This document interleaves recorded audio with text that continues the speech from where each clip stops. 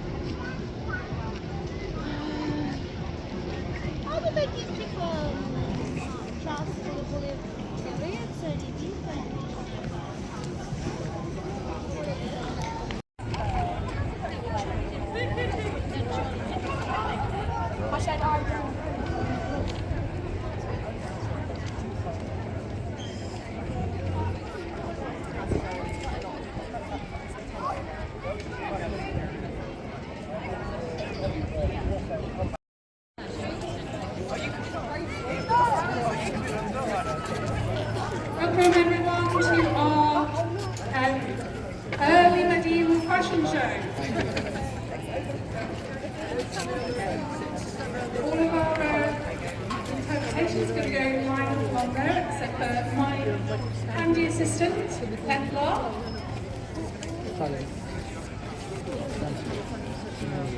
Today, I'm going to invite forward some people and they're going to describe what they're wearing and what it tells us about them as people. So I'm going to, first of all,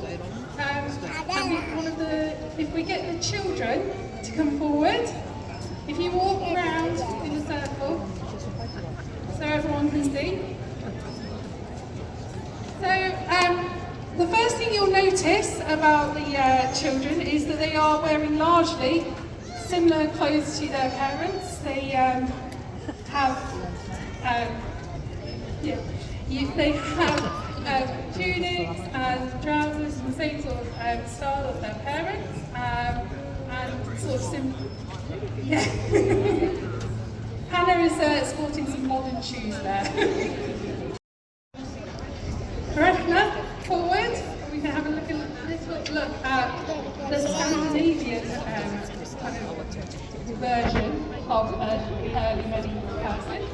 So Rechna is relatively low status. She's got very neutral colours on. Dyeing clothes obviously is expensive, and more dyeing needed to make bright and deep colours. The breeching can wear, and that is something you can tell from the rest of everyone who stood there in their bright colours.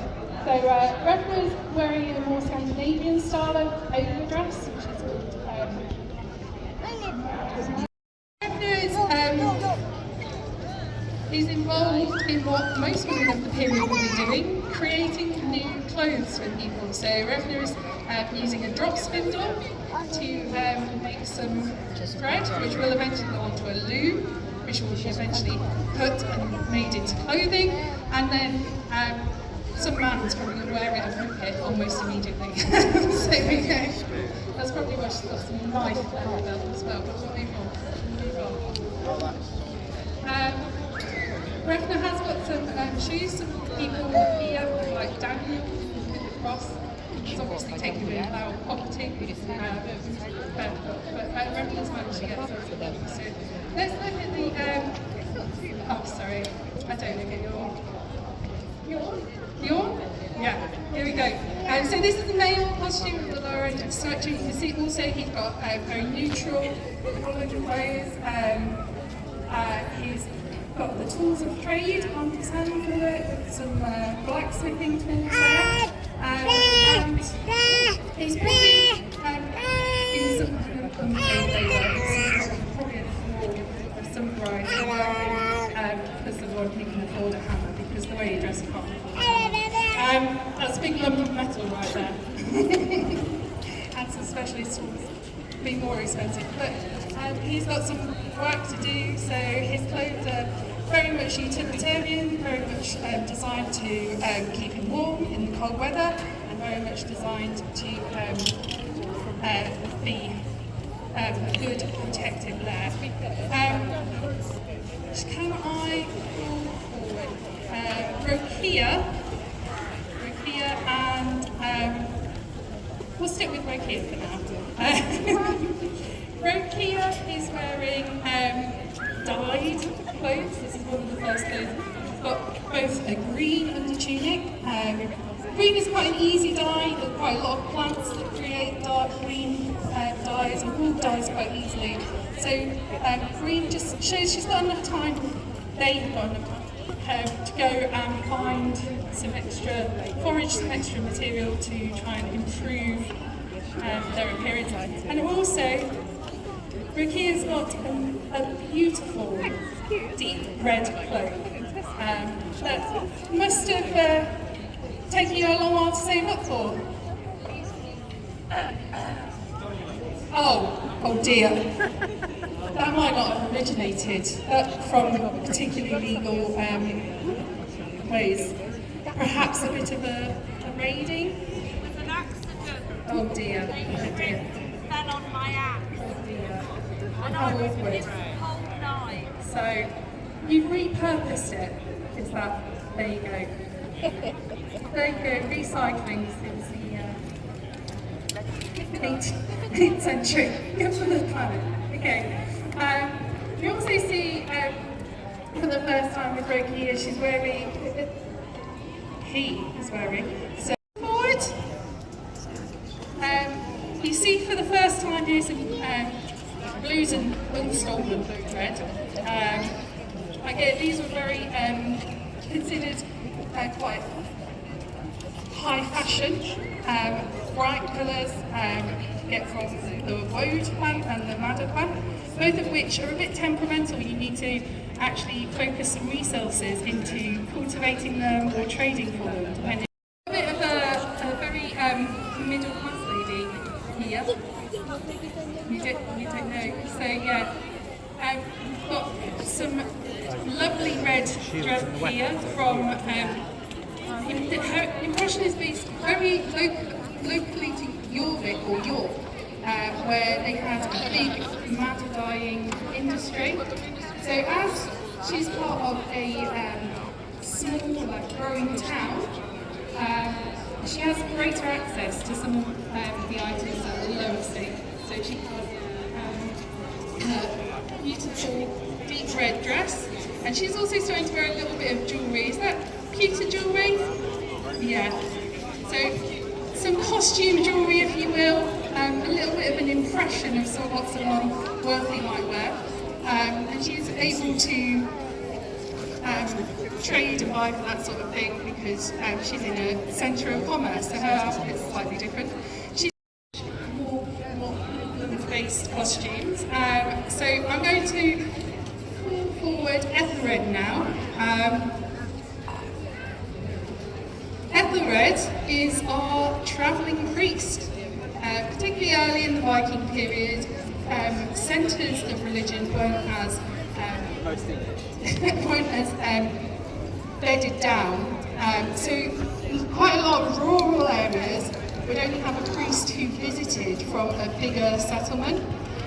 They had actually got big standing stone crosses where the priests would know where to come and to preach before churches were built in the areas, and that's where you pop along, and every now and then you do some weddings, baptisms, and bless some of the weddings and baptisms that have been taking place by lay people.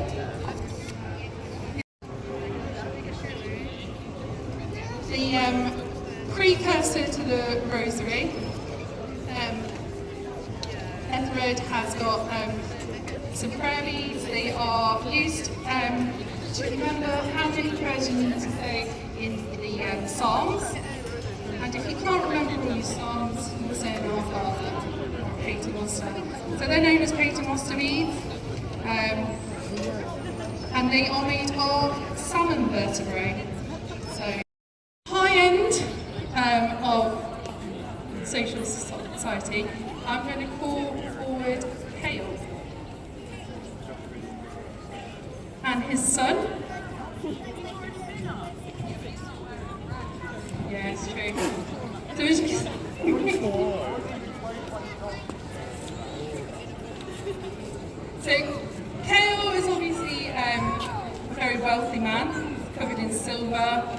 red cloaks. I wonder whether or not they were acquired legally. Through trade. Through trade, there we go. He's also holding a glass, again, a very high-end item, with wine inside. Wine was actually produced in the UK, but it's better from France. I think that still remains true now. He also has a very pouch on his belt, colourful leg wraps, and some very fine tablet weave braid around his neck. It's very difficult to pick up the detail on that because it is so beautiful, but it is very fine and it's red and very red and blue. Silk, red, blue, silk. Again, silk is a traded commodity, so obviously quite a wealthy man. And we have his son who's got some toys as well. Thrust and Bjornov, so we can see some of the weapons and armoury that we have. So these are fighting men, Huskars. They're probably either landowners themselves or working for a wealthy landowner protecting him. And they have chainmail on. Chainmail is very expensive, very difficult to produce, and we've got helmets and quite expensive weapons there as well. So you can have a look at Bjornov's sword. It's very large, like I said earlier about metal. Metal is quite an expensive thing to find. Have a big chunk of metal like that. It's incredibly expensive, and to have it well made so it doesn't snap is a skillful job that you would have to pay an artisan maker to create. Wraps is some Narbonne socks. So, and not only are they a hand-stitched pair of socks that take a very long time to create, even there's mist. I think I've got everyone. Okay, so can we give our Vikings, Saxons, and somewhere in betweens a bit of a round of applause? With all of our displays are on that sign over by the shield thing. This is our and calligraphy stall. we Is it? did